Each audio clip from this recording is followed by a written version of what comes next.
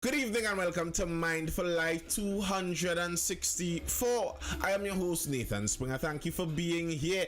It is the 2nd of August, the day after Emancipation Day. We didn't have one for Emancipation Day, but we're here on the day after. Okay, you all right, Johan? Yes, I won't read that, but I get you. Yeah, it's the day after Emancipation Day. Are you feeling emancipated? Are you feeling adequately free? Have the chains been thrown off of your shoulders? And you feel liberated? The people are free. Are the people free? I hope you are free. I hope you feel free. I hope the holiday was sufficient for you and all of that. Happy emancipation to all of you. Rooney says a few hundred years now. Rooney is so old, girl. A few hundred years you're feeling that freedom. You've been around all that time. all right. Before we jump in, because we have stuff to talk about with emancipation and freedom and slavery and reparations, we're going to touch some reparations. I feel like we're in the right hack for tonight. But before, Farai Slim says, I feel free, but sadly I don't feel like the collective is free. Well, I don't think anyone could really do anything to make the collective any one thing. So what we gonna do about that? But yeah, before we dive into the freedom part of all of that, we're talking self-defense in Trinidad and Tobago, because our opposition leader recently created a furor. Apparently this was a hot topic on TikTok. I didn't know. As I say, I think I post more content on TikTok than I view content on TikTok, to be very honest with you. So I didn't know how much of a hot topic it was, but apparently it's a hot topic. Empty the clip, light them up. That seems to be what a lot of people are discussing. But let's see what the news says about this before we start the discussion around it. UNC leader promises easier access to FULs. Kamla, light up criminals. Now, just so it would be noted, I am wondering, maybe the opposition leader might be listening to some of my lives, because I was recently pointing out that the Stand Your Ground legislation by itself does nothing to the problem that many Trinidadians are complaining about. Trinidadians are complaining that they don't have access to the FULs in the first place. The Stand Your Ground legislation, the idea of it is, after you have your licensed firearm and you use your licensed firearm, the Stand Your Ground legislation is supposed to give you some protection for self-defense on your own property, basically. But you kind of have to have the licensed firearm in the first place for you to be able to use it. So that's what I was saying. The Stand Your Ground talk is a bit of a misdirection to where the problem seems to be in Trinidad and Tobago. But maybe she heard the live when I spoke about that, because the opposition leader came back and she pointed where the problem was.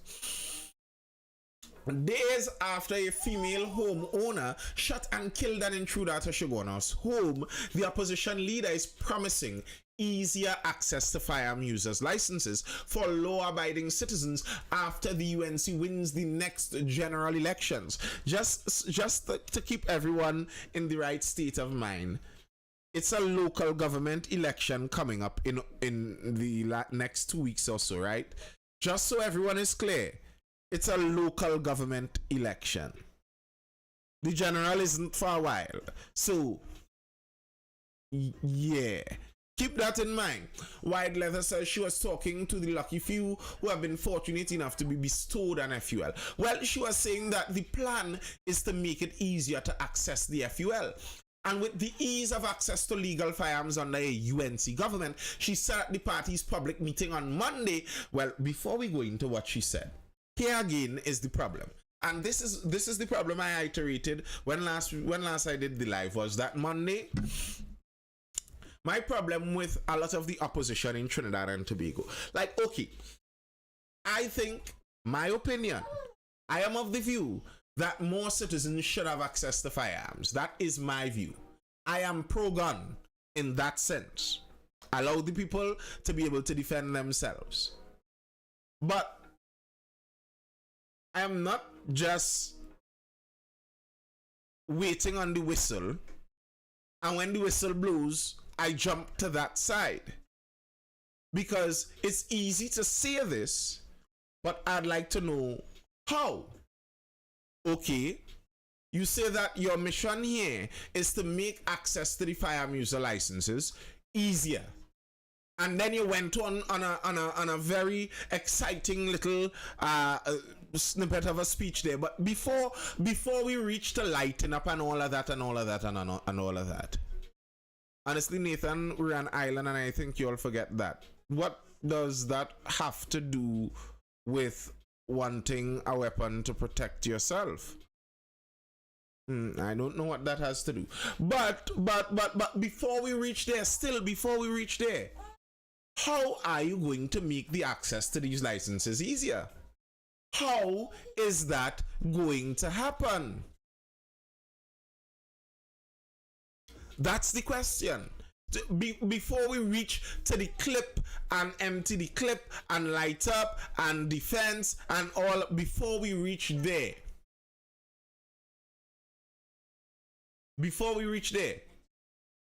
how are you going to make the licenses more accessible? What is going to be done there? But anyway, she went on. When the criminals invade your home, draw your licensed firearm and light them up. Empty the whole clip and reload to fight fire with fire. On Saturday night, an intruder was shot in the head and killed after he climbed over the fence of a house in Endeavour, entered the homeowner's SUV, and then began to violently shake the front door of the house. The female occupant grabbed a licensed firearm belonging to another person who also lives in the house, pointed it at the man through a window, and fired a shot. Referring to that incident, Pusal Bisasa said, "This is why more law-abiding citizens must be given legal firearms. This is why we must have stand-your-ground laws, so this woman will not be charged." The Superior MP, who's also a senior counsel, said, "Imagine this mother seeing this criminal trying to break in to rob and rape her and her daughter, and now she can be charged for defending herself." She claimed the PNM did not want citizens to protect themselves against criminals. You have to vote them out so the UNC can give you that power. Author Lawrence has agreed, yet the political party's focus is not speaking on local governance and how it will benefit us. Denicia Jan, congratulations on the healthy youth. Farai Slim says we are too far gone and influenced by outside forces. Guns bring no solace and only further rot. You see, that kind of belief sounds like you sound like, no offense, but you sound like a criminal endorser here. And by that I mean further deterioration of our society. So our society is already at the stage where there are violent home invasions. To tell me that allowing people to be able to more easily protect themselves is somehow a bad thing sounds only like a defense of criminals to me. That's the thing. It only sounds like a defense of criminals to me. Then it makes no sense having a trial. Well, here's the thing. I think if you are found breaking into someone's home and you are killed there, you save the country money. Of course, there's no need for a trial. You announced to the country you found no real worth for your life and you gave up the worth of your life in pursuit of someone else's goods, and you lost that. That's on you. Do you think it will better the society though? And in what aspect? I think it will create pause for criminals. I actually am not a proponent of hanging. Like, to me, it's strange. It's strange that people would want hanging but wouldn't want the ability to defend themselves. That's like, to me, that's such a colonial mindset where you believe somehow that the government has a better perspective on who should die, but you shouldn't be able to protect yourself with everything. But the government could lock up someone and then kill them with a rope. But, like, how does that work?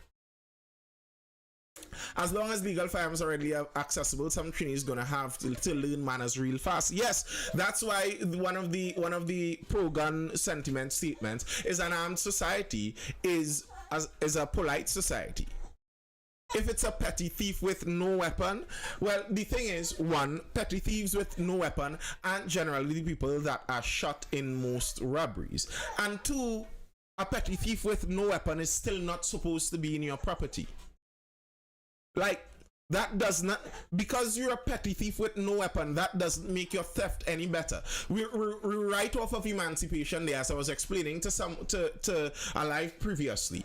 Here's what theft is. When you come and you steal my television that cost me a month of my work, a month's salary, or a month and a half, you basically enslaved me for a month and a half and stole that labor from me. No, but they don't deserve that. No, it doesn't work on that. It doesn't work like that. We don't get to balance that. You negate what you deserve when you break the bounds of someone's property. They don't have to try to balance what you deserve and what you don't deserve. What you deserve is not going into someone else's property. This kind of bandit excusing attitude, I really don't like it. Like, I don't understand that. You deserve to not go into someone else's property. And if you enter someone else's property, it's not only someone else now to look through their window while you're not supposed to be in their yard, to look through their window to see exactly what weapon you have. He only has a stick. Okay, he only has a stick. Come on, man. Malik says it comes like this: you break in my house, you in my space, I decide if you live or die. Simple. KCR says that's how they do it in the court. The sentence must fit the crime. No, that is actually not true. That's not how that works. And the idea is, I heard a police say that in self-defense, if the person has a stone and you use something of a different power level, like it, no, that's not true. Someone could threaten your life with their fist, so it doesn't work like that. An unarmed man, I have a wife and a daughter. Right now, that's my family. My family is me, my wife, and my daughter.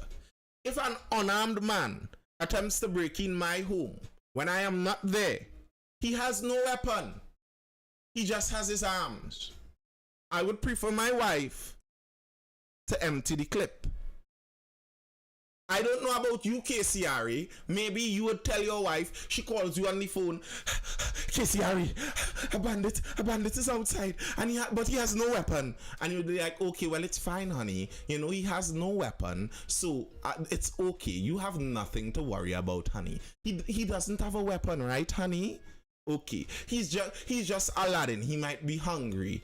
That's all. He wants to come in. He wants to come in and get some food. Give me a break.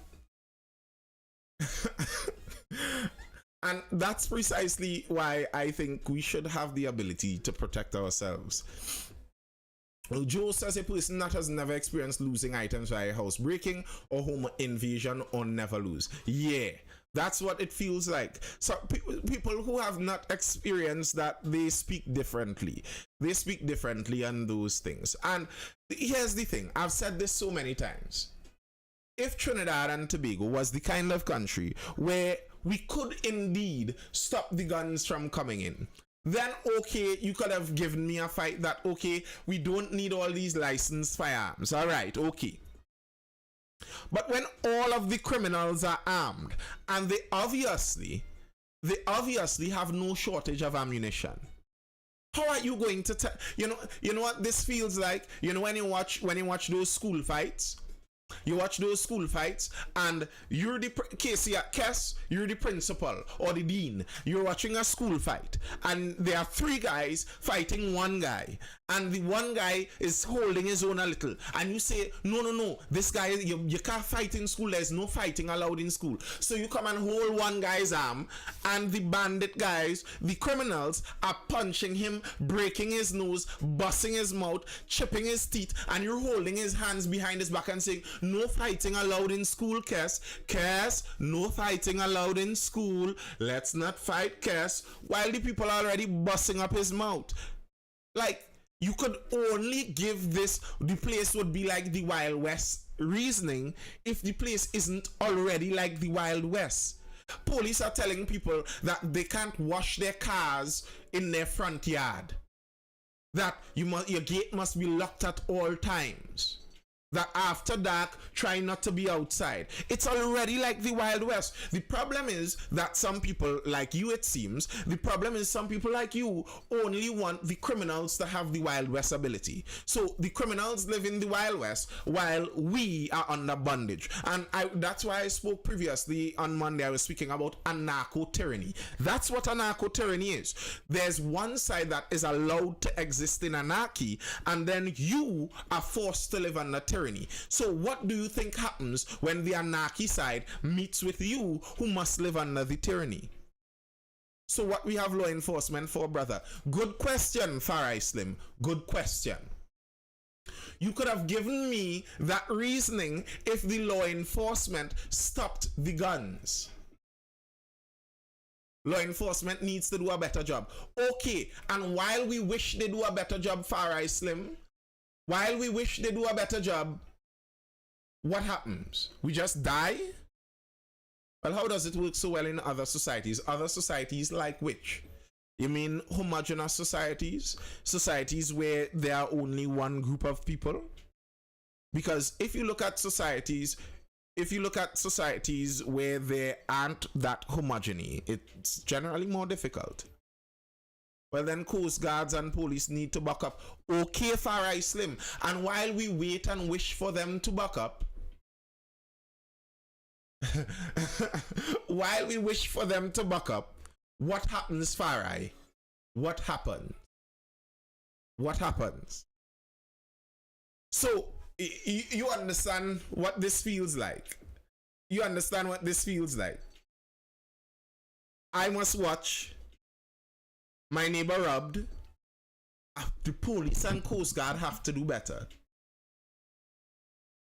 My family killed. The police and Coast Guard really must do better, you know. Parents knocked out. The police and Coast Guard, they must do better. At some point in time, isn't it on someone else? So giving the citizens guns will lessen crime? Well, it will. I do believe it will. I do believe it will. Are they still running down gun law? No position going to give this country that? Probably not. Or won't someone think of the poor bandits, criminals gonna have to learn to weigh the risk and rewards of an armed society? Correct? Correct.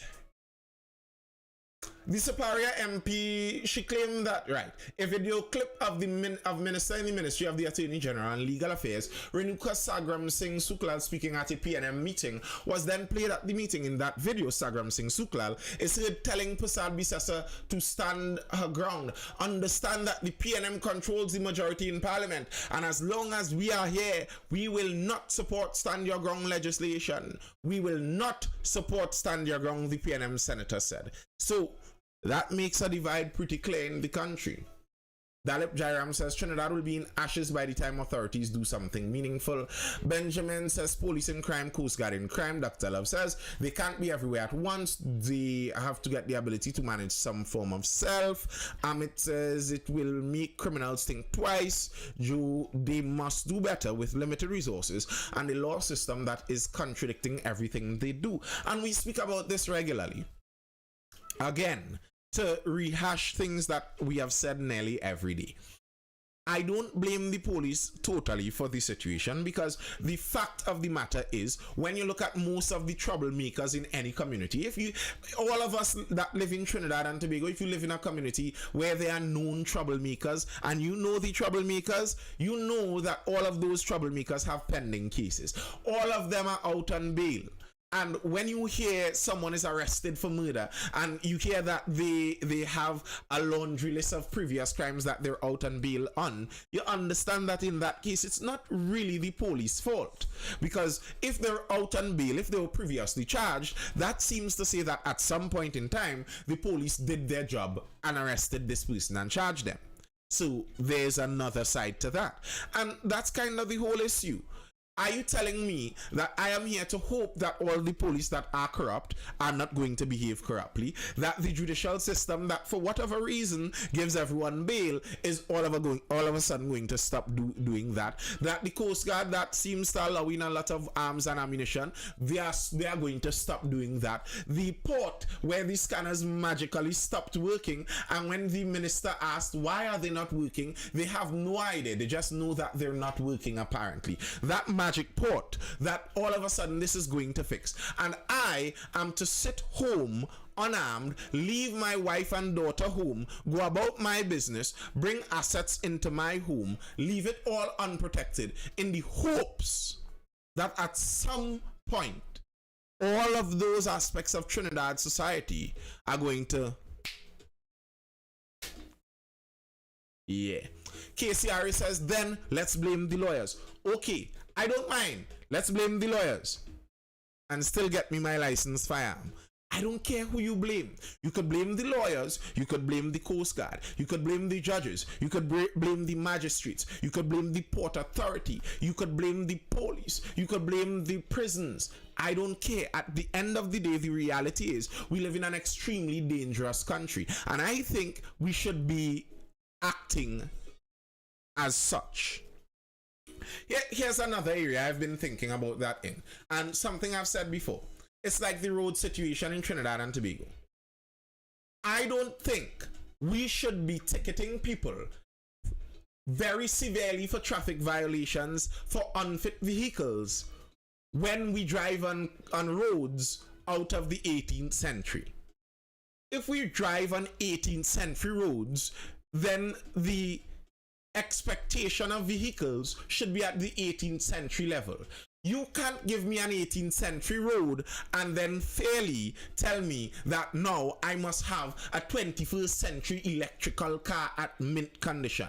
It does not make sense. And when you do that, you have disparities in the society. You make an unfair, oppressive society, and it's so unfortunate that we have so many people in Trinidad that don't even think to question this. They encourage this.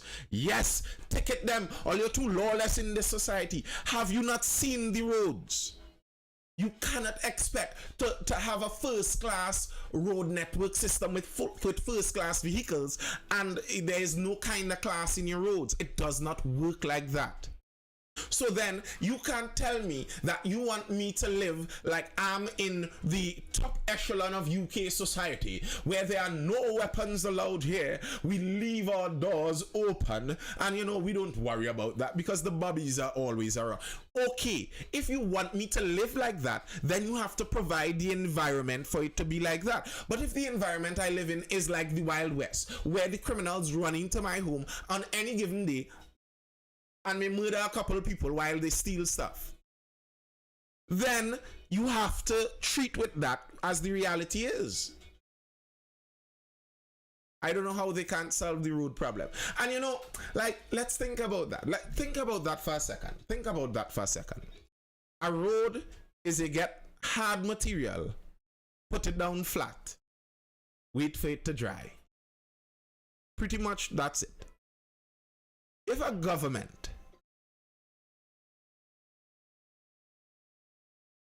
government cannot fix roads, you expect the government to realistically fix something as multifaceted and complex as crime? We really have that kind of hope in people? The people that cannot balance how to keep the roads smooth. They cannot balance keeping roads smooth. Is it that the sewer system has to be redone? Yes, bro, no. It's not the sewer system because the vast majority of Trinidad isn't on a sewer system like that. A lot of Trinidad uses a septic tank and their own private system with soakaway and etc. So it's not like sewer systems are running under these roads. Nothing is running under these roads. They're just badly done, badly maintained. And we somehow expect, good night, Candy Cane, we somehow expect a government that cannot keep roads smooth. And bear in mind, I'm not just talking only about this government, I'm talking about governments in general that cannot keep roads smooth to solve complex issues like crime. And when I think about it that way, wouldn't it make more sense then, if a government cannot solve an issue like crime, wouldn't it make more sense then if my community, you know, I'm friends with the people in my community, we're all armed, we would solve crime on our street? How does that sound?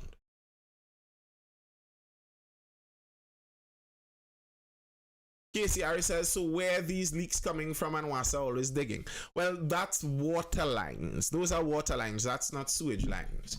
Joe says, if elections were every 2 to 3 years, we would have had exceptional roads all the time. You know, part of the problem is the paving cycle of the elections, you know, because they don't pave the roads with quality. They pave them substandard because it's a hurried election job. So maybe if we had it every 2 to 3 years, it would have been worse quality roads we'd have been getting in the long run. So who knows? Who knows? Ex-cop though. Ex-cop Griffith backs Kamla's call to light up criminals. Former Commissioner of Police Gary Griffith supports the opposition leader's call to light up the criminals. Griffith, a former National Security Minister, etc., etc., etc.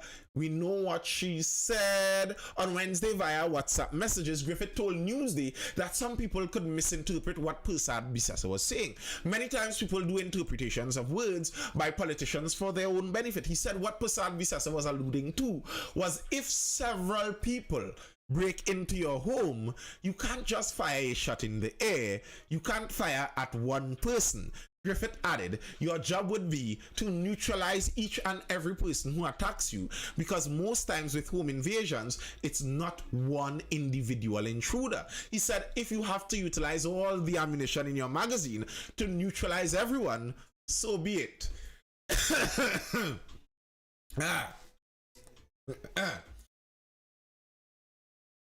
Otis says the only bad thing with arming more citizens is that there will be an increase in domestic murders.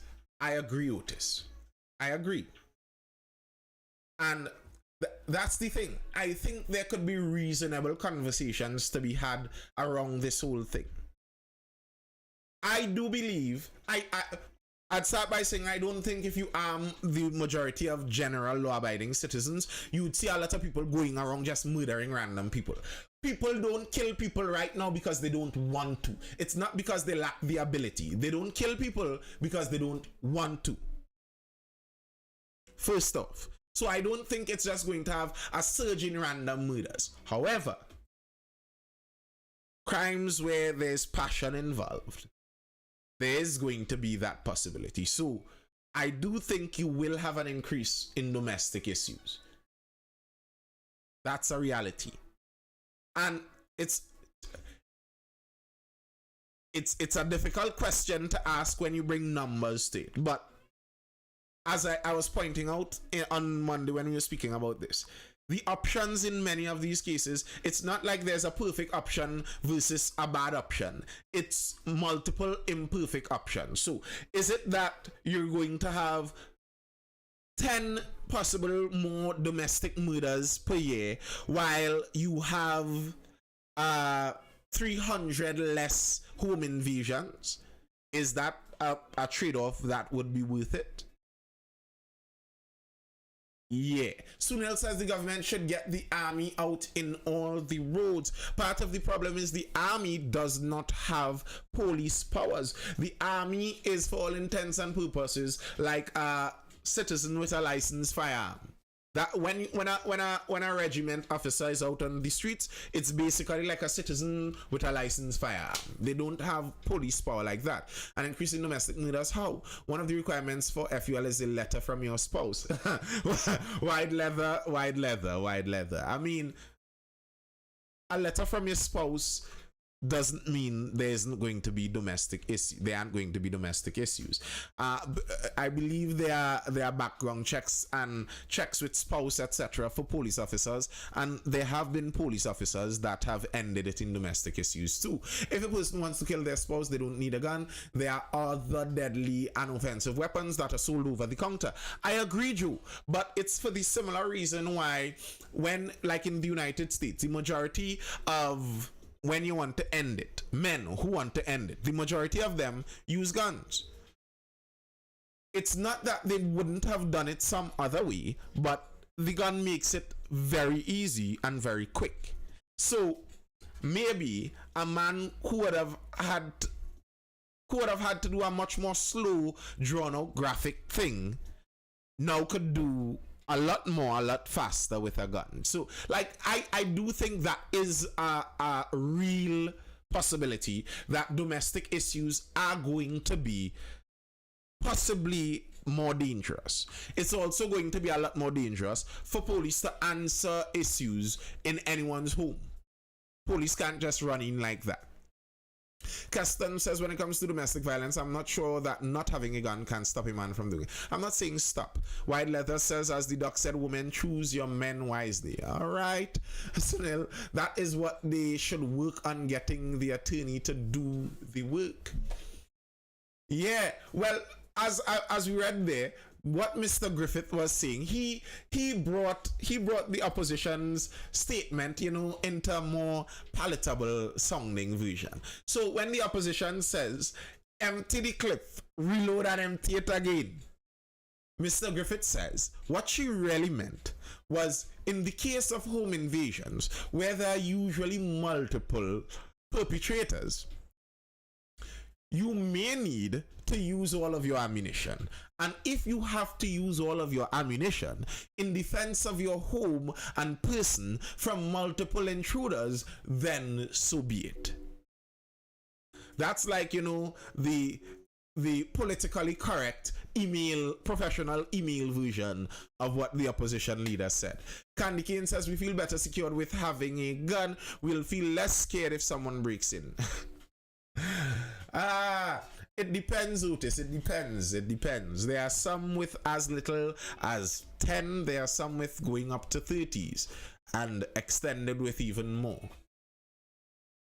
Militant says, Auntie Cams was listening to heavy Trinidad tunes before she took the stage, I feel. It had to be that.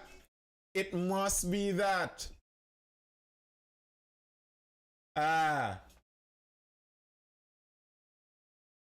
right, people. Let's jump over to some emancipation talk.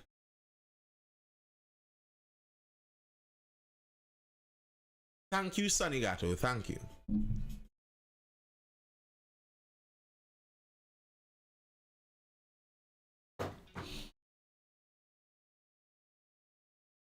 Joe, Texas isn't even the most gun-free state.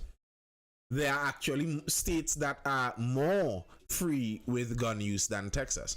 Texas is the flagship conservative right-wing state, but it's not the most right-wing conservative state. You might want to look at Iowa.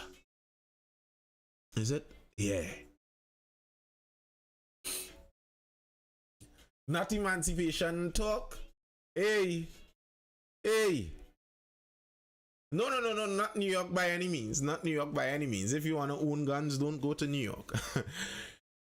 We're talking emancipation stuff because I saw some interesting articles coming out. And I said, this is the week.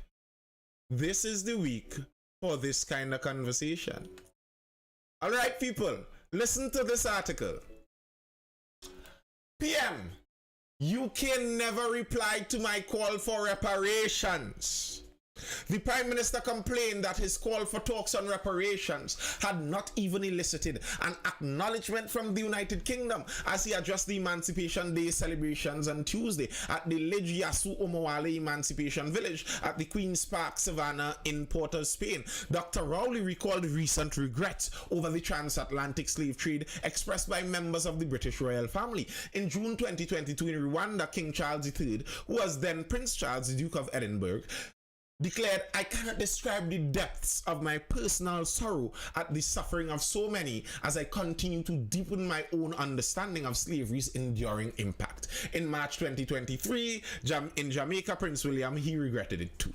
Rowley said at the time of his visit to Barbados, when it became a republic, he had noted royals attempting to apologize and take some responsibility for a bit of their history, namely slavery. He said he had written to King Charles and the British Prime Minister to tell them CARICOM has a committee on reparations, having reckoned it was a good time to do. The crowd cheered. However, Rowley went on to refer to the address of the British Prime Minister, saying, "From number 10 Downing Street, I never got a response. Just to tell you where we are in this world, who we are in this world, I tell you now, it must be the only time in the history of the British Commonwealth, that a letter would have come from a Prime Minister to Buckingham Palace and to number 10 Downing Street and never got a response. Never got courtesy of a reply, because I raised African emancipation and reparation with those who believed that it was their birthright and we were entitled to be enslaved." He then sought to brush off the snub. But today, as we celebrate in Trinidad and Tobago in the presence of an African king, whether they reply or they don't reply, we will move onward and upward in freedom as free black people, wherever we are, anywhere in the world. All right.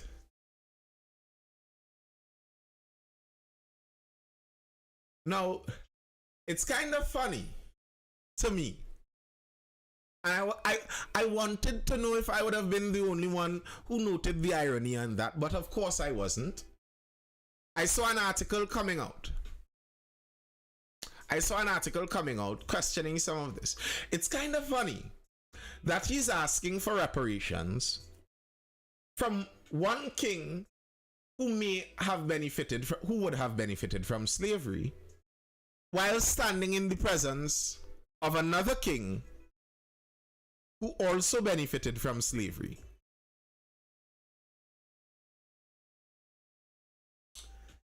Let's go on. Ashanti King, a curious choice. This is an article from an opinion piece from the Daily Express. The Emancipation Support Committee has invited an Ashanti King, Otumfuo Nana Osei Otutu II, as a special guest for the 2023 Emancipation Week celebrations. This is a rather curious choice, given that the Ashanti Empire was one of the major slave trading states of West Africa, and 1/3 of its own population were enslaved up to the 19th century.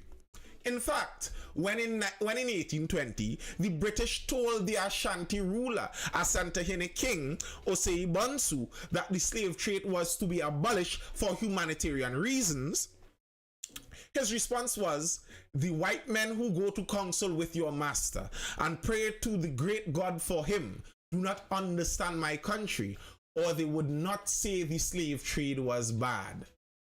So the same logic that the Emancipation Support Committee applies in demanding reparations from the British, who abolished slavery in the Ashanti Empire in 1874. Keep that in mind. The Ashanti, along with the other African empires, did not want to abolish slavery on their own. They fought against the abolishing of slavery. They insisted that slavery was part of their culture.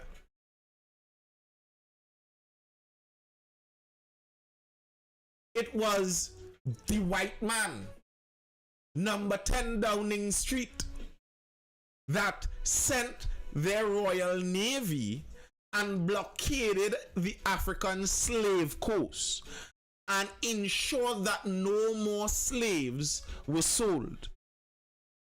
The evil white colonial man.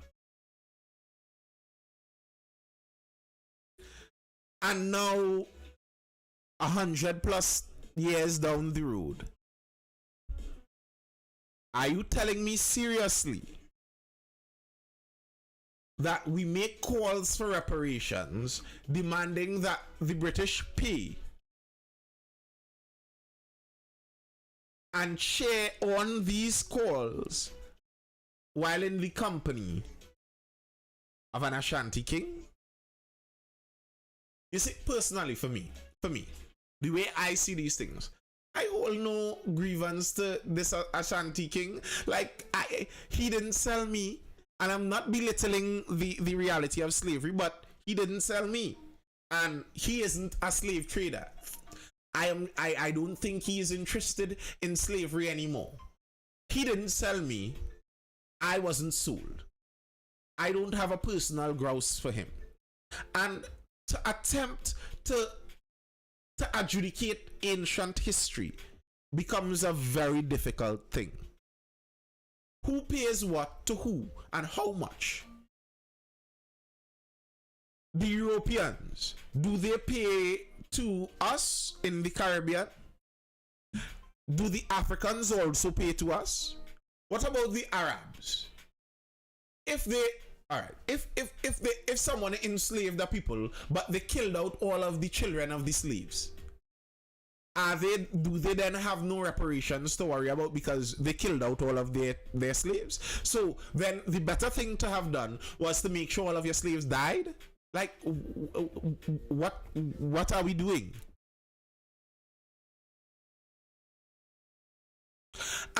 And some people draw on the examples, for example, out of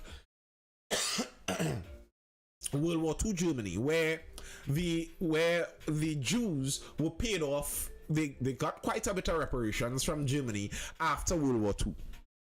Now, I still think that's a bit different. If it was the case that I was an actual slave, like I have these scars on my back, I picked the cut and I cut the cane, you didn't pay me for it, then bro, run my money. Because you owe me money. We could definitely adjudicate that. I am alive, you're alive, we see the benefit, you earn this because of my free labor, pay me my money. But when one generation passes, another, and another, these things get really tricky. People turn a blind eye to slavery, they believe in world peace. Otis says that's exactly what they did. They waited for the slaves and their immediate offspring to die. Yes, it is what some people did. In certain areas in the world, they castrated the men. So there aren't much remnants of sub-Saharan African slaves because they were basically genocided. They weren't allowed to reproduce, and all of their offspring were culled. And then you'd say that, well, they have no reparations to pay because they have no offspring of the slaves left. Does that make sense? Like, I mean, we have to think about these things realistically. And how is this going to work? Who gets the money? If we're able to get reparations, no, I don't support, generally speaking, the Linja Romeo. I do not support reparations. If we're saying, generally speaking, that the European nations must pay to the Caribbean nations, what are these reparations going to look like? What are these reparations going to look like? Because here's what I'm suspicious of. Very likely the reparations might be in the payment from one government to another government. So the United Kingdom government sends a fund of a couple billion to the Trinidad and Tobago government and calls that reparations. And the elite in Trinidad and Tobago, Dr. Rowley and his golfing group, they may get their hands on it. They could spend it in rent and whatever else they see fit. and they would repair what they have to repair, and the world would continue as is. You see, the problem so many people keep falling in is you keep thinking that the in-group, your tribe, is your skin color. You know, because Dr. Rowley is of a similar melanated tone to me. We're of the same group. Maybe not, sir. He lives in the gated community of Goodwood Park in West Moorings. He is not in your same category. You don't run in the same circles. So, nah. McCandle PRP says, I don't support reparations. Any black leaders talk reparations. It's just sweet words. But Roni says, but they will have to pay Ireland, and who in Australia gets theirs? Huh. Of course he owns a gun. And he doesn't even need to own one. He has private security. So, he doesn't exist in our land. Like, how would the reparations make sense? I really would like someone who really believes in reparations to sit and discuss this with me. Like, how does that work? Who do you get the money from? Because if you get the money from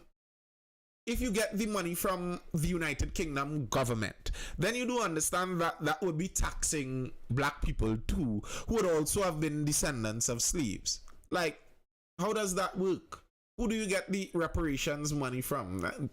It just never makes sense to me. It never does. The reparations, that kind of adds up a little to me, and I still don't see how it's ever going to work. But I could understand the argument more is in the American context, where the American country promised the 40 acres and a mule or whatever was the promise to the freed slaves. And okay, if that was an actual promise written down nearly in a contract form, and you could trace down all the people that the promise was made to, then if you're a descendant, direct descendant, maybe you could claim on that promise of your 40 acres and a mule or whatever. All right, I could understand that because there's still something more direct there. But other than that, Otis says African nations still pay colonization tax to France. Otis says Haiti had to pay reparations to France for the Haitian Revolution. Yes, they did. And that one, I think France should pay back. But the problem is, how do you make them do it? And, you know, that's kind of the issue why you should always be worried about reparations. Do you think any of these countries would do something that would make one of these former colonies stronger than them currently? Like, if a country decides to pay reparations, I'd be very worried. Of course, France isn't going to pay back Haiti that money. Why would they do it? And who is going to make them do it? Candy Cane says the Prime Minister has already mismanaged resources of the country, so reparations for what? Delinja Romeo says, did slave owners benefit from slavery and still reap generational wealth? Yes, some slave owners did. Some slave owners did. But how do you work that? Is it any descendant of a slave owner must pay up?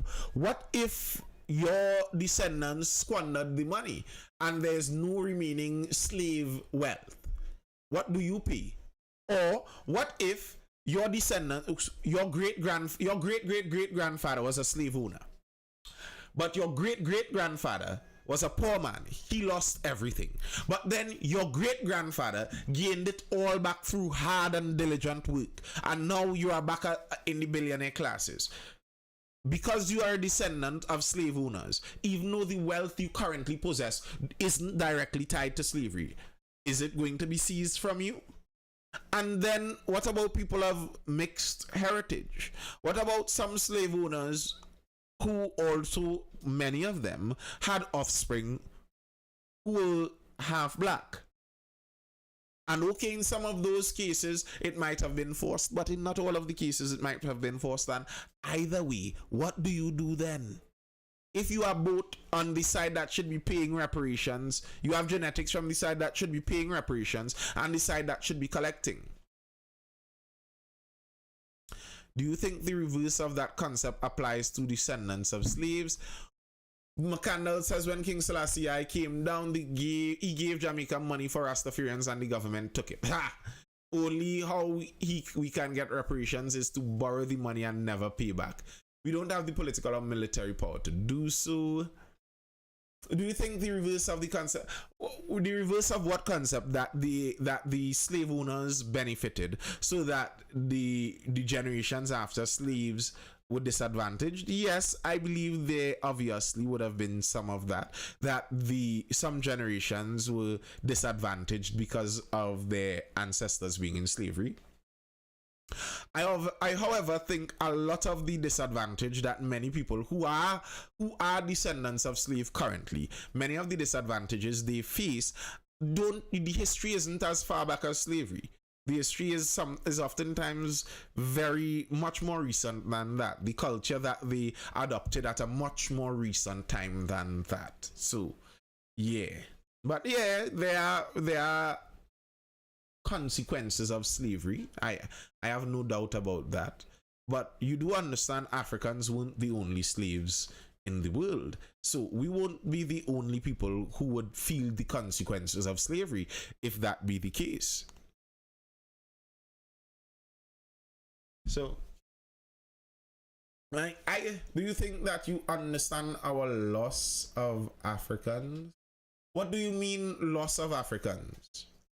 I don't understand what you mean by that. What do you mean by our loss of Africans? That's not a very clear statement as to what exactly you're trying to get at there. I mean, I understand that Africa lost a lot of resources. I understand that Africa lost a lot of manpower. But I also understand that a lot of the manpower that Africa lost at that point in time, a lot of that manpower was lost because of infighting, really and truly. Lost as Africans. Oh, Haiti was fighting to get back their reparations money because France never kept their promise. So, I don't know. What do you mean our loss as Africans? What did we lose? What's you'd have to get specific there. So, what was the great loss that Africans lost like that couldn't be regained for whatever reason? What was that? I may not be aware of that. At the door of no returns, who was rounding up Africans to sell Europeans? Like, that history isn't even controversial. There are many people who try to whitewash it and sugarcoat it, etc. But it's not a controversial bit of history. The African kingdoms, and like, some people act like 200 years ago we have no idea what was happening. There were lots of books, there were lots of records. People know what was happening around that time. The Europeans didn't venture inland into Africa to go and capture slaves like that. They were unable to. And in the first place, the Europeans were able to conquer much of Africa after a lot of Africa weakened itself with the infighting. The movie with the Woman King, the Dahomey, which was one of the worst slave trading kingdoms, just by the way. The reason the Dahomey had those Amazonian women warriors was because they killed out all of their male warriors. All of their male warriors died. They fought so many wars. They were warring kingdoms. I saw the Ashanti king said it basically when he was down here in part of his speech. He said, "We are a warrior kingdom," and that's true. They were warrior kingdoms, and warrior kingdoms do war. And people die and are captured in war, and the captives were killed or put to work or sold. America also have to pay because in 1915 America invaded Haiti. Yes, I know that. The leaders in Africa were gifting it. We lost our names, culture, religion, traditions, and heritage. Otis, just by the way, Africa is still very much there. You could return to Africa and seek to find what you consider your name, culture, religion, tradition, or heritage to be. You could feel free to do that. But I don't think that human beings function like that. I don't have that collectivist view that somehow Africans, like, we are all some perfectly united monolith, that we've lost something that we need to regain and regain our I don't actually think of it like that. I think you could decide which culture you would like to adopt. And maybe some of the cultures that were lost may have been some cultures that you would have wanted to change in the first place. Because it was a traditional culture doesn't mean that it was something that someone necessarily wanted to keep. And as I said, those African cultures are there.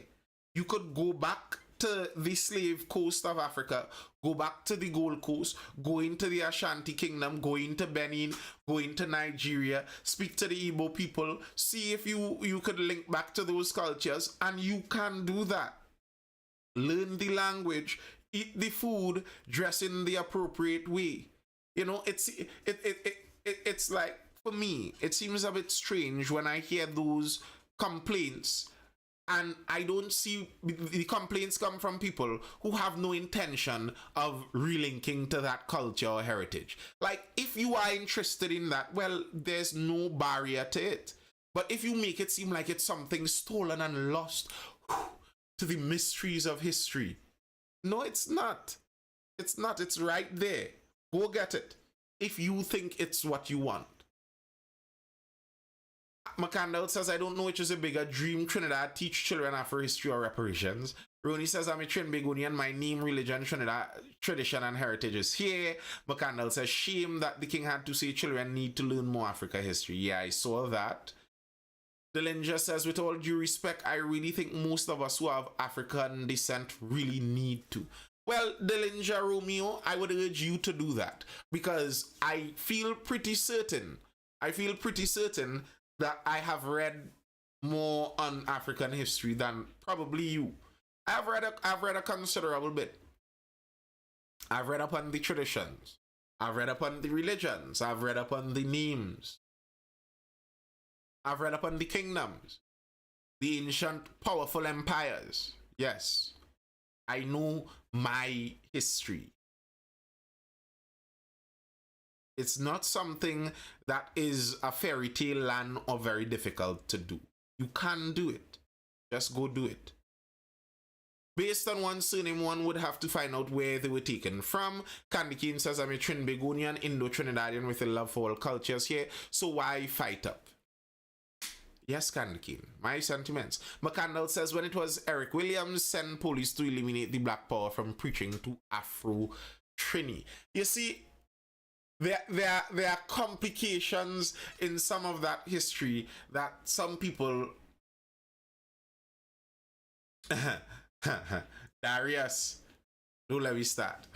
There are complications to some of that history that some people aren't willing to face. That's the reality. There are complications to some of that history that some people aren't willing to face.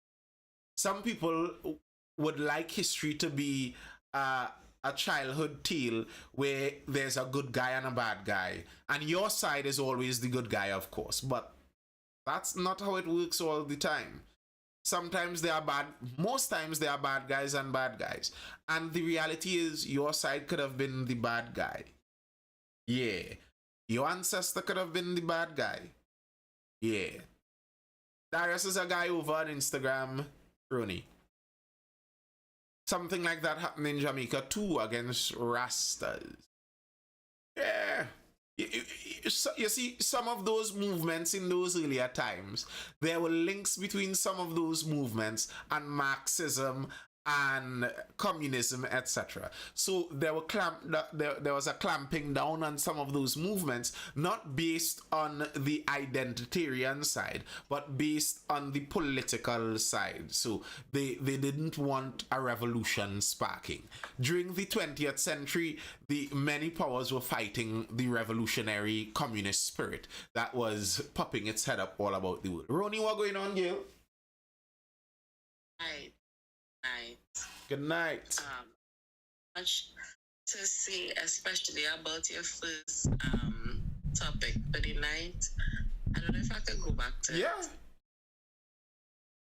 Right. So what I was saying, and I said repeatedly, was just the way that she said what she said. It was like very the code switch for me. That was the problem. Like, yeah, stand your ground, is important, and I think that legal guns are important, but like, sis, you don't have to be, you know, Gaza forever kind of thing. Like, you come and you talk to people normal, like, yes, we want to make laws. And I mean, to me, the reason that I don't believe that she means what she means, or she means what she is saying, because listen to the plot. Look at where you're given this information, right? On a local government election where it cannot change. Local government does not have the ability to make those laws. You understand? So okay, you start campaigning for general election already then. And then you're not given any actual concrete, like, how we're going to do this. You're just saying yes, and guns and empty a gun and da da da da da. And a little bit more she will bring out I don't know call what you mean, but she could bring out, some 609 or somebody, and then it's like, well, like, oh gosh, it was just weird. I think, and that's the problem there, because what they're trying to do is ride the popular sentiment. So the popular sentiment in the country right now is a worry about crime and violence. That is what the popular sentiment is about. So they are ignoring totally that this is a local government election. There's no local government campaigning going on their side, because they're trying to do it like politics 101. It doesn't matter which election it is. You're working on people. People work on emotions. If we could get the most emotional topic, get people to get most in tune with the most emotional topic, then the people would be upset enough to come out and choose us. That's the whole intention. And that's why, although I am a supporter of let the people get the fire, I am a supporter of that. I look at some of this and I find it seems a little too pandering. It seems a little too pandering, because it doesn't seem like someone who is thinking out how exactly they're going to work this out. How are you going to do this firearm user licensing business? What is the change?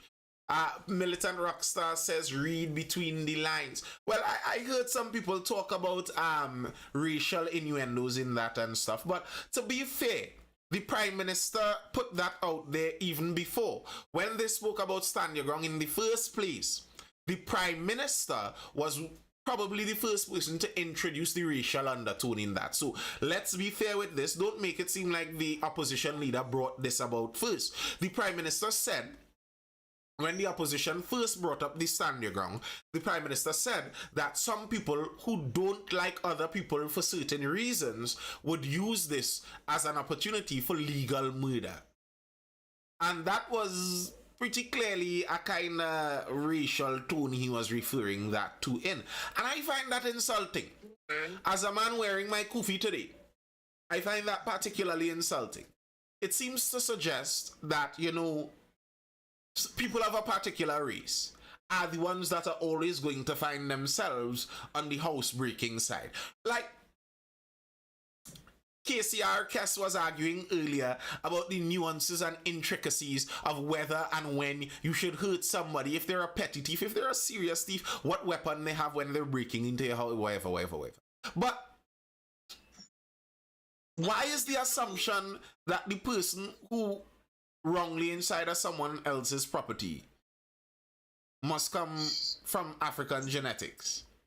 Like, isn't that a racist assumption in and of itself? Is that? Casey Harris says Stand Your Ground doesn't work. It's not even law in most states in the US of A. Well, yeah, I disagree with that. Bear in mind, Stand Your Ground refers to what happens in castle doctrine. It's a wider, more specified version of castle doctrine. I don't know for most states in the US. I don't think that's actually true about most states in the US. But I could tell you for the safest states in the US, it is true. It is true for the safest states in the US. And to say that it doesn't work is ridiculous. What do you mean it doesn't work? You could go and look at the stats. Look at how many guns are used in self-defense. Like, I find it ridiculous that people argue guns cannot be used to defend one's life and property, while your prime minister is guarded by men with guns. Like, why have police with guns? Why have bodyguards? Why have any of those if guns don't work to protect people? That sounds like an asinine kind of argument to me. I don't even understand how the argument could be made. But my thing is, what would it hurt? What would it hurt to allow people to get guns, right? Because think about it. The ones who don't care about the law already have guns. So it's us who care about the law that waiting to get guns. Because if I don't care about the law and if I don't care, if I want to murder somebody, I will just go and buy one. A gun is like roughly $5,000. I go and buy one and kill somebody. So the mere fact that I am waiting to get this gun, it means that I probably don't want to just willy-nilly kill somebody, but I really want to protect myself. What does it hurt to give people that right? Like, says because we have stupid people in Trinidad. Okay. So wait. The stupid people right now in Trinidad, you think they can't get guns? You think stupid people can't get illegal guns? You think that's the case? The problem is right now in Trinidad, it's only the stupid people have the guns. The stupid criminal, and oh gosh, I nearly go to say something. Police, I'm sorry, police aren't stupid. But it could nearly feel like only the stupid people in Trinidad have the guns. That's the problem. Mm-hmm. As Ronnie stated, the only people that are waiting for a legal say-so to go and get a licensed firearm are the kind of people who want to obey the laws. That seems like the exact people you want to be armed. Police in England don't carry guns. That's that's some police in certain parts of England. That's one. Don't generalize like that, KCRE.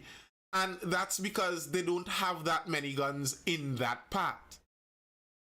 Exactly. But in the areas where there are guns, the police have guns. Listen, you could only have where okay, police in England, police in Ireland, and these places, they don't really carry guns as much. But that's because they're criminals who walk around with guns in the waist. Not every other person have a gun in the waist. Criminal, that is. They're criminals, especially like in England, they have a lot of acid attacks and whatever. They stop using guns because the gun laws in England is very, very strict. Let me tell you why I think that is pretty clear. They don't have a strong urban culture. To put it bluntly, they don't have it as strong. And that urban gun culture creates a certain kind of violence. That's the same. Nearly anywhere in the world, there's an extremely high gun violence problem. It's urban gun culture that causes it. If you get what I'm saying. Everywhere in the world, everywhere where there is that particularly high kind of crime, it's the stabbing in England is urban also. So it's more of that kind of urban problem. It's not the guns. And as I've said so many times, KCRE, if we were able in Trinidad to lock off all of the guns, then fine. We'd have all bludgeoned it out together. But that's not the case. Exactly. So, Cass, you're saying, guns are difficult to get there, but guns are easy to get here. So if it is easy to get here, then we must have equal firing. If you coming in my house to attack me with a gun, well, if you coming into my house now in Trinidad and Tobago, the majority of crime is guns, right? So anybody coming into my house, I have to assume that they have a gun, right? Mm-hmm. I can't assume that they have a knife. Because it's not to say like most of our crimes happen with knives. So you coming into my house, I have to have equal firing. I have to believe that you have a gun. right? So excuse. So it is unfair and it is very disingenuous to say, well, why do we need knives? We have the police, we have this, we have all of these things that you already say that we have, but yet we have so much crime, so much guns, so much shooting, so much killing. How much home invasions we had for the year with people getting killed? You understand? If more people had guns, how much less home invasions would it have had? And how much less people would have been killed in home invasions? Probably only criminals might have been killed because a lot of these criminals don't even know how to use the guns properly. And the reality is, in your home, you have home advantage. Quite literally, you have home advantage. Unless a criminal is coming with the purpose to assassinate you. If they're coming to rob, by and large, one fire of the weapon is enough, the criminals would run away. Usually. KCRA says, well, the problem is the guns. To solve the problem is to get rid of the guns instead of introducing more guns. Well, no, KCRA. No, the problem is a violent society that already has guns. And we cannot get rid of the guns. So you can't say that's the problem. It's like telling someone that you have already baked a cake and it's already sweet. And you're telling them the problem with this cake is the sugar, we have to try and get the sugar out. No, the sugar is already baked into the cake. It's not coming out. You can't tell me that what we have to do is get the guns out while we're dying. No, what we do in this case is we equalize the power. We allow everyone to have the equal levels of power. But cats, I don't know. Can I call you cats? I know you tell us your name. Unless you building a gun magnet, there is no getting rid of the guns. And another question, do you have a problem, or did you have a problem long ago when parents and family, when fathers used to sleep with a cutlass next to the bed? Did you have that problem years ago? Ronnie, that's the thing. The human culture has always been that society is supposed to be fairly armed by and large. The people who take away your weapons are either you're going to a regulated city or dictators. When it was the days of a sword, can you imagine the days of a sword? They're telling you, with bandits roaming the countryside, sir, we are now seizing all swords and arrows. And your family is just there waiting on the bandits and their merrymen to come through with their swords. What? KCRA says I'm a praying man. KCRA, do not tempt God. That is literally in the Bible. The Bible says, do not tempt God. If you jump off a cliff and say, I'm a praying man, that'll be your last prayer. If you put yourself in knowing danger and say, I'm a praying man. I mean, if God blessed us with intelligence, doesn't he expect us to use it? Most of the murder in TT happens between people who would never be eligible to get legal firearms, correct? Viet without works is dead. Training Utep says the Japanese government actually banned swords at one point in time. Only the police can do that. Ricardo Bocas says criminals are currently working in a safe environment. That's exactly, Ricardo Bocas, that is exactly my problem. When I look at these CCTV videos of home invasions, you see it, the criminals are comfortable. How is a criminal jumping out a car, jumping over someone's fence and running into their front door? What? That should never happen. A criminal should be frightened to touch your fence. He should be frightened, but they don't have to be frightened because they know that people like Kes are propagating the idea that no citizen should have guns, so we know none of them have guns. It's like in the US where they have gun-free zones. They have gun-free zones in the schools because, the schools had mass shootings. So here's what we're going to do. We're going to ban guns from the schools. Yeah, because mass shooters care about your bands. So here's what happens. The mass shooter ends up being the only person with a gun in about a mile radius. Yeah, that really helped. The strange thing is, there have been some mass shooting attempts in rural areas of Texas. You don't hear about them very often. There were a couple in churches. I saw a video, one in a church, the man pulled out the gun like this, and that was the last thing he did. He reached about, and that was about it. Because every father, while he's there in church in Texas, is also armed. An armed society is a polite society. You see, this is, and I keep making this point, and especially if we were looking at community, we're looking community size, community building, community wise. If I trust my community, my direct community, immediate community might be, let's say, 100, 200 people. Oh, that's plenty. I'm talking even going and out. We not living in Tobago here in Roni. We are big places here. Let's say about a 200 person community. No, I am not CA. I am saying a quote.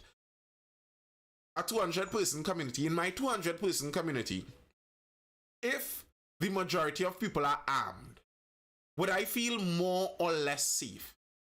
To me, I, without a doubt, would feel more safe. I would feel more safe if my community is armed than all the 10,000 police in Trinidad and Tobago. I feel safer knowing that the people that are my neighbors that grow up with a care for me are armed. I feel safer like that. But you're telling me what I should want is that none of these people have the ability to protect themselves. If a criminal, and we live in a country where the criminals are many and they're all armed, when that criminal comes into my community, what I should want is nobody in my community is armed because I don't trust my neighbors. I should call for the police station 10 miles away and hope that the police with the guns there care more for me than my own neighbors, and hope that they have a vehicle, and hope that they reach in time to do something. Like, does that make sense? Casey Harris says, stretch your arm over to pick your neighbor's man and see what happens. Case, I don't know what village you live in, you know, because in my community, I don't have to stretch my hand to take my neighbor mango. They give me the mangoes. When I'm walking the road, hey, Nathan, you want some mango, boy? Who is your neighbor? I feel that's the problem. You live in a bad community. You need to change your community. Your neighbors don't like you. That might be a problem. I have mentally ill neighbors. I would be terrified if they were all armed. Well, your mentally ill neighbors will not qualify for a firearm, Otis. Man living in St. Anne's. Exactly, white leather. And you know, it might be a central south versus north thing. It might be a central south versus north thing. I live in central. My community. I have nothing to give, though. I know my community. I am not worried if my community is armed. The bad people, the bad people in my community are already armed. The people in my community that I would be really worried if they are armed, I think they're already armed. That's so true. That's literally it in nearly every community in Trinidad and Tobago. The people in the community that you're most frightened of if they're armed, they're already armed. The people that I would wish are armed are the people the most they could do is if I ball out for neighbor George, all he could do is go and pick up a 2x4. No! Mm-hmm. I would prefer my community to be an armed militia on a moment's notice. If you trespass and transgress in the area, you know things drastic. No gunmen in my area. Ah, in Diamondville?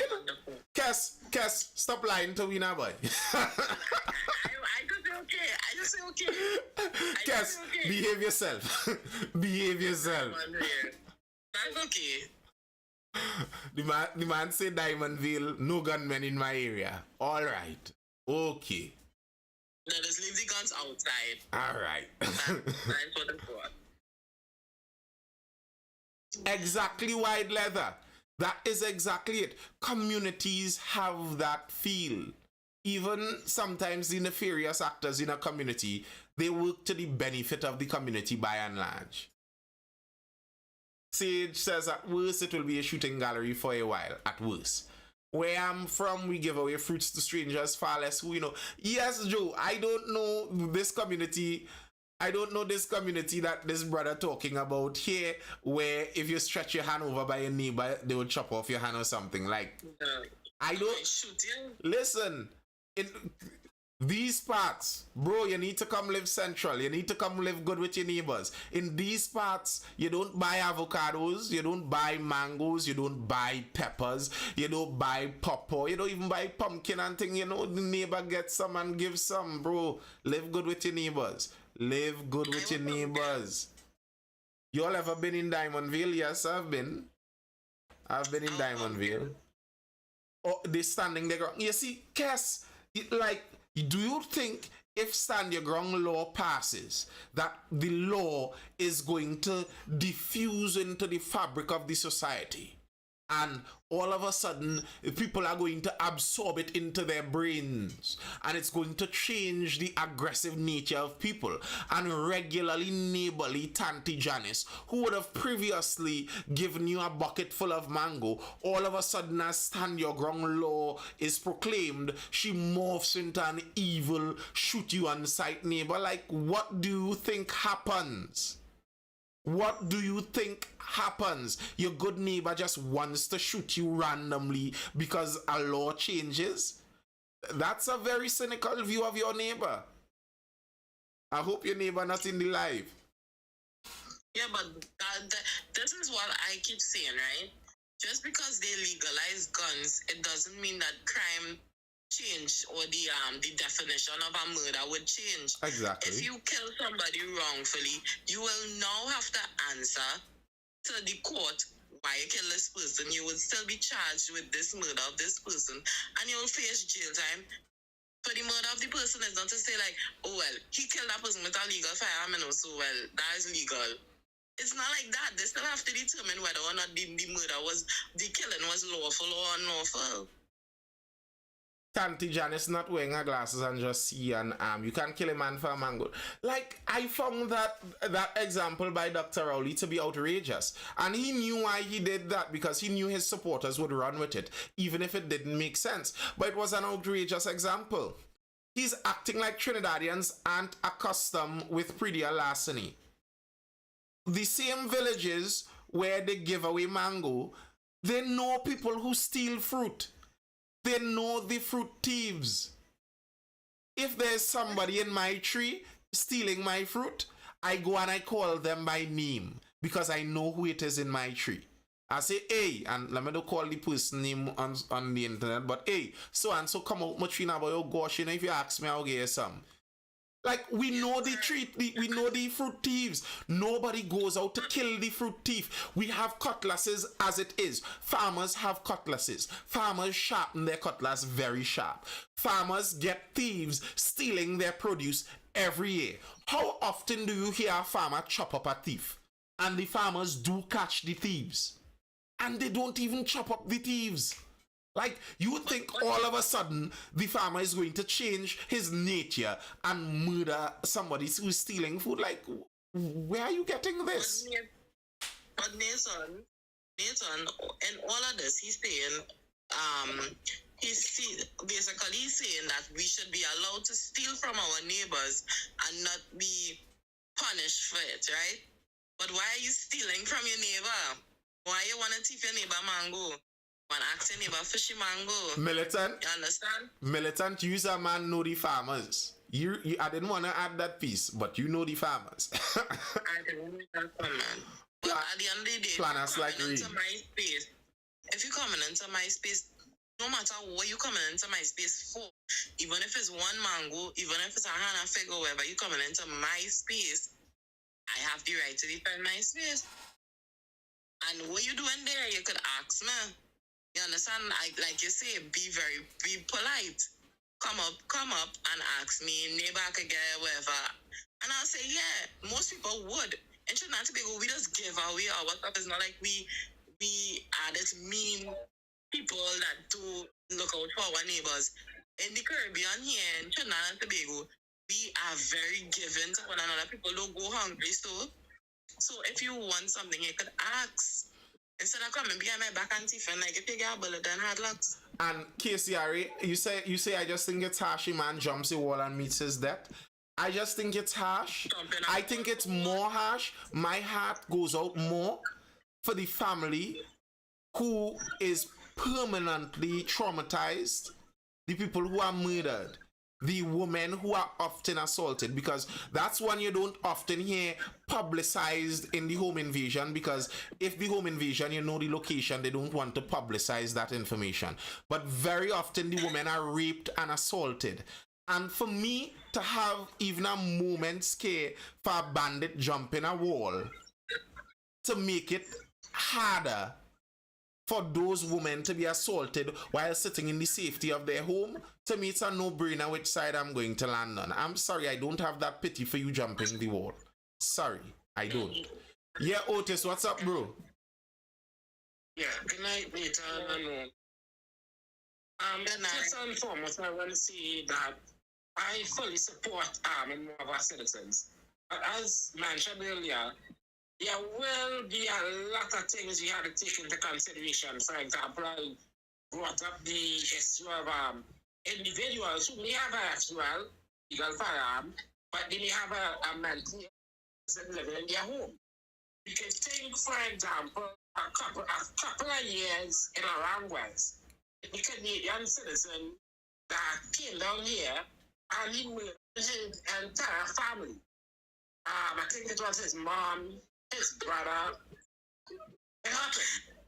He was a Canadian citizen? Yes, the guy was a Canadian. A East Indian guy. He was a Trinidadian. Well, he was a Trinidadian, but he a Canadian citizen. He born, grew up here, migrated to Canada, lived in Canada for a while, came back down. But the reality is, mental illness, he had a firearm with his family. Early on this year, he had the son of a police officer use his father's private personal firearm and committed suicide. And these are the things, we had to take these things into consideration.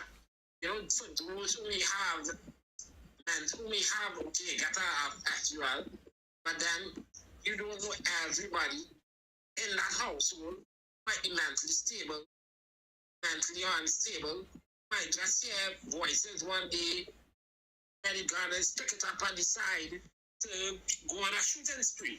You just see these things happening in the US all the time. Actually, wait. The US is 330 million people, eh? So the all the time is more of a fault of reporting more than the all the time. By the way, if somebody's mentally ill and wants to kill plenty people, how come we don't see mentally ill people picking up cars and just going and murder people on a rampage with the car?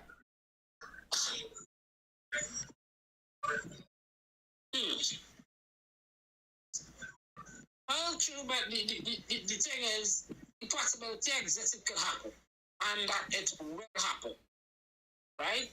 For example, okay, you can think of a scenario, a man who has a gun here and his wife or girlfriend gets into a heated argument, boom, pull out a gun. But this is, I mean... I understand what you're saying, and I don't disagree, but to me that's not an argument against it, that because you and your girlfriend could be in a car and have a heated argument and she pulled the steering and that happens, but does that mean that does that mean that people shouldn't have cars? No, there's a risk to life. Yes, there are risks, but no, to me, yeah. But that's kind of a big difference, huh? because it's more likely to happen, and we've seen it time and time again. What's more likely to what's more likely to happen? What's more likely to happen? A man is more likely to pull his gun on his girlfriend and fire a few rounds during a disagreement Than what? than a woman pulling the steering wheel while What? What? Otis, sir, you haven't been in many relationships, have you? How you can put him on block like that? Sir, I'm not a driver. That is what happened. pulling steering, Okay, that makes sense. girlfriend and wife pulling steering is actually a very, very common thing. You have no idea how common it is. All are we going dead here? Huh? All are we going on dead here? Huh? I don't want to believe women that crazy or stupid. Hey, listen, it's not just woman, eh? But either way, it doesn't. I don't want to turn this into a man versus woman thing. That's not the point. The thing is, either way, their reality, it doesn't lead to death though. Cass, come on now, man. Don't argue for arguing's sake now, Cass. Come, let me be real now. If you're driving down the road and someone pulls the steering, what do you mean? Come now, man. Let's be real.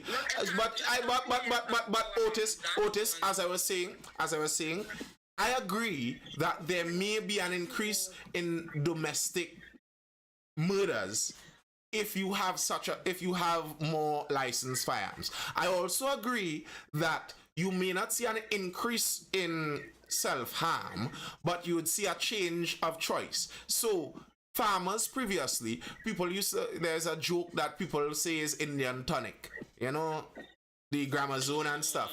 And that the reason is accessibility, as someone pointed out before, because many were farmers and they had grammar zone, so that's what they use. Now, if people have a licensed firearm instead of grammar zone, that's what they'd use to harm themselves. So yes, you would see an increase in self-harm. Yes, you might see an increase in domestic murders. The guy who would have chopped up his wife may shoot her. Yes, that you would see instances like that. But however, you might actually start to see some of this. The guy who would have beaten his wife physically to death, now he ends up with a gunshot.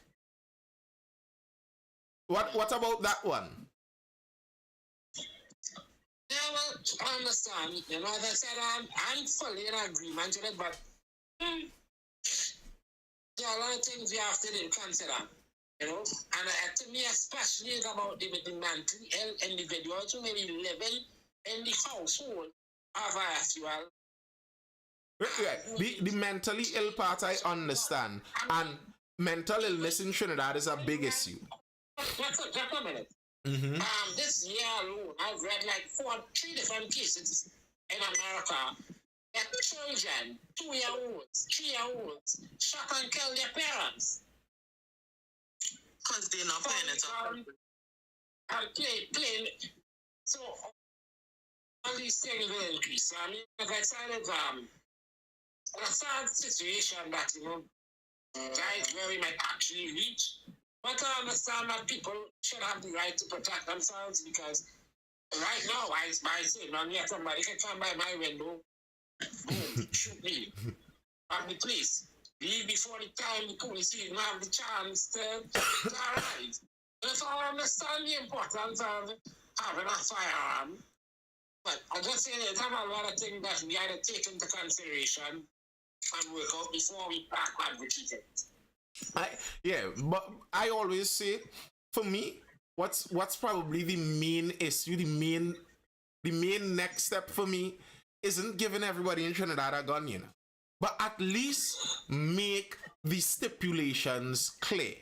If I need to pass a mental health check, a physical, do 6 months training in the barracks with target practice, have a certificate of character with 10 people who say I'm a good boy, whatever it is, make it clear. The problem is right now, it's not clear. It's not clear. No, the stipulations are low. probably 70% of the adults plus 75% plus adults in Trinidad could fit this stipulation to be allowed a licensed firearm. But if you go and apply for it, it's just on them if they give it or not. I don't want that. Allow it to be that if someone meets the stipulated criteria, they must get their license, and that's that. You can make the stipulated criteria strict, okay, but at least make it clear. As it is, who even knows? But I bet you, if you're a politician, you'll get that gun, no? But just to answer to Otis saying, children finding guns and all of these things, I think owners of the guns will have to do a better job of one, safeguarding themselves and their family, and two, ensuring that their gun is not easily accessible, right? Because just as easy as a 2-year-old could find a gun, a criminal breaking into your house could find a gun as well, and that is also a problem.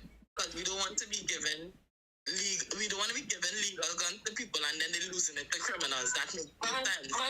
And as you mentioned, that happened a couple months ago. That criminals broke into our home and stole, I think, like 4 or 5 legal firearms. I know what at home. You know, so right. So in that case, people need to protect their guns when they get it. But to me, I think it is a fair trade, as unfair as it might be to some. So if it means like if you have a mentally ill person in your family, you might not qualify for a gun, but then there's not much people, right? And that's life. And that's life. Yeah, you would just get a disadvantage. The criminals might target you. But then you know something, your neighbor will have a gun. And your neighbor will protect you. And so you know, the thing is, as I was saying, there are some risks to like, okay, if I want to build a pool in my yard, that's a risk. If I have a child, my child could fall into the pool. But if I build a pool and I have a child, the onus is on me to bar around the pool suitably, to train the child suitably, and all of that. If I have a car and I have a child, the onus is on me to make sure my child cannot just jump into my car and go joyriding and damage themselves or anyone else. That's the reality in many different areas. Miko says, well, forgetting that the sound of a shotgun cocking is a major deterrent for criminals. Correct. Before I go, before I leave, Nathan, I just want to commend you on your live jam. It's really refreshing to scroll across social media and come across something that actually constructive and productive. As commend you say, keep it up. Enjoy your lives when I do get time to take it. Right? I appreciate it, bro. Appreciate it. Yeah. You know, well, you can take most of your life now. I'm looking to hit my bag. Yeah, I looking to retire now too. Ronnie, you know that was coming, but tomorrow is Thursday Talks. Ronnie, tomorrow is Thursday Talks, so we talking from the start tomorrow. Ronnie, where your cousin? Where your little cousin that want to debate me? Just know it. But just to answer the unnecessary risk, right? I don't think I want anybody, any government telling me what is an unnecessary risk. They don't have the right to tell me that I don't have the capacity to determine a risk that I will be willing to take. If they don't want to take it, which they do, because we see the ex-AG children shooting up guns, we see, well, allegedly, we see the Prime Minister and everybody in cabinet does have the security with guns. So it's not unnecessary. It's not unnecessary risk for them, but it's unnecessary risk for me. Why? So don't make that determination for me. Let me determine. If I have a child and I say, I don't want a gun because I have a child and I'm afraid, cool. But don't make it that nobody could own a gun because children will get guns and and mentally ill people will get guns. No. Let people decide for themselves. I 100% agree. That's one of my mantras I always say. I do not think it's the government's duty to determine the level of risk that somebody should be allowed to take. That's not on the government. He spoke about seatbelts. You know, I am against the seatbelt law. I don't think that's the government's business. The speeding law could make sense because the speeding law isn't about protecting you and reducing your risk. It's about making sure you don't harm someone else. But personally, if you don't want to wear a seatbelt and want to go bouncing about inside of your car or kissing the road once you hit something, I think that should be your prerogative. And look at this and see the hypocrisy in all of this. They act like, you know, the government really cares about you. The government cares about you. That's why the government insists you wear a seatbelt. A police on a motorbike will ride up to you and give you a ticket for not wearing your seatbelt. If you in a car hit a wall at 30 kmph and someone on a motorbike hits the wall at 30 kmph, you're not wearing your seatbelt, they're on a motorbike. Who is more at risk? It's not about safety. Like, give me a break with that. And I don't think it's the government's police. But I mean, the seatbelt law has already been there. It's already, they have helmets. Sure, Kes. Sure. Sure. Sure, Kes. Sure. Nice. If the government was serious about managing risks and not wearing a seatbelt in a car was too risky, then they would have banned motorbikes. Because a motorbike is way more risky than not wearing a seatbelt in a car any day. Any day it's more risky. Like, it's not the government's job to determine someone's level of risk. That's not their job. So guns don't put others at risk. Bali, bro, you come a little late for the entirety of the discussion. We went through some of these things, but don't worry. As always, this is recorded and you can listen to the replays over on my YouTube channel, Nathan Springer, over there on YouTube. Be sure to head over there and subscribe. Rewinding down, coming to the end of yet another Mindful Live session. Yet another Mindful Live session. I will see you guys again for the next Mindful Live, which is going to be tomorrow, Thursday evening. Thursday is Thursday Talks, where there's no direct topic. We're talking whatever the chat is talking about. You jump in and we discuss that. Smell says guns don't kill people. People kill people. As the great philosopher once said. Yeah, Miko, my man of several guns, he taught me how to shoot them and we put them back in the attic. Miko is living in the United States, people. Don't look to inform on Miko. Miko is not in Trinidad. So don't look to put up Miko. Miko, I wish I was living there too. I wish I was living there too. I don't wish I was living there as well. No, well, probably not in the whole context, but just for the guns. Yeah, alright people, I will see you guys again for the next Mindful Live session tomorrow evening around that 9:30 p.m. time. Until then, I hope you're educated, informed, or entertained. Laters. Peace. I'm out. Bye. Bye.